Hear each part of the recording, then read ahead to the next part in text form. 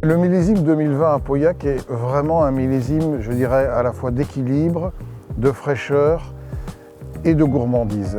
C'est un millésime qui s'inscrit évidemment dans un trio déjà assez spectaculaire, 2018, 2019 et maintenant 2020. Sa principale force, c'est l'élégance et l'équilibre, c'est-à-dire des vins qui ont de la tenue en bouche, qui ont des saveurs très fraîches et surtout une finale très éclatante. Bon, sa principale faiblesse, c'est peut-être qu'il n'y en a pas beaucoup parce que les rendements sont relativement faibles et donc les quantités mises en marché ne seront pas très importantes. S'il fallait le comparer à d'autres millésimes, on pourrait l'inscrire dans une dynamique des millésimes que j'appelle des millésimes de fraîcheur et non pas des millésimes de grosse maturité. Donc on est plus proche par exemple d'un 2019 que d'un 2018. On est plus proche d'un 2016 que d'un 2015 ou d'un 2010 que d'un 2009.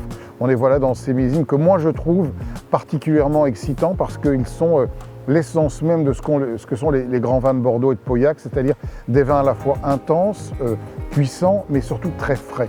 J'ai évidemment eu quelques coups de cœur. Parmi ceux-ci, je pourrais citer Château de Pichon-Longueville, Comtesse de la Lande, que je trouve extraordinairement abouti dans ce millésime. Je pourrais citer un cru qui monte déjà depuis plusieurs années, qui est Pays d'Esclos et qui trouve vraiment avec ce millésime encore une nouvelle dimension. Voilà, c'est pas les grands vins qui manquent dans ce millésime évidemment, et puis tous les grands classiques qu'on connaît. Je pense que c'est un millésime qu'il faut largement mettre dans sa cave.